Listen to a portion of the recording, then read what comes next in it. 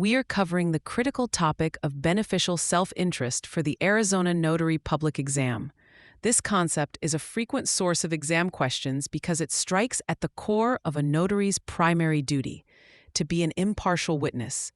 The foundational rule is found in Arizona Revised Statutes, specifically A.R.S.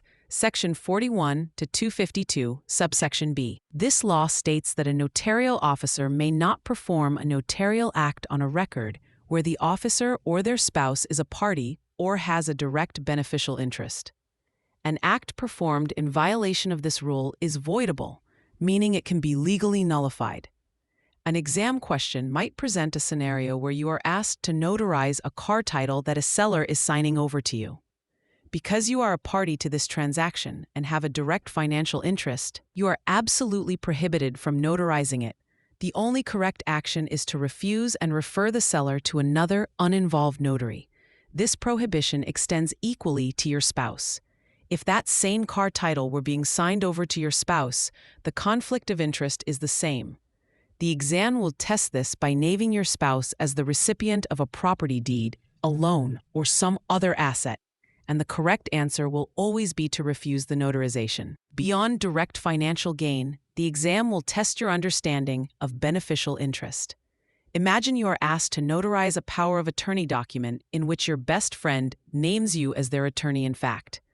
Even though no money is changing hands at that moment, being granted that authority is a significant direct beneficial interest. Arizona law explicitly forbids this, and you must refuse. The most common exam trap in this area involves indirect benefits, particularly in an employment context.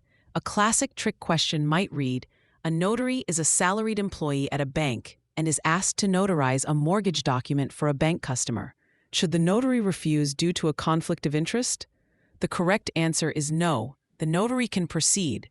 Your regular salary is considered an indirect benefit and is not tied to the specific transaction. The conflict would arise only if you received a direct commission or bonus specifically for completing that notarization. The law focuses on direct interest, not the general benefit of being employed. To keep this clear under exam pressure, use this mental shortcut. If you or your spouse get the cash or get the power, you must refuse and find another. This links direct financial gain, the cash, and non-financial roles like attorney-in-fact, the power, to the only correct action.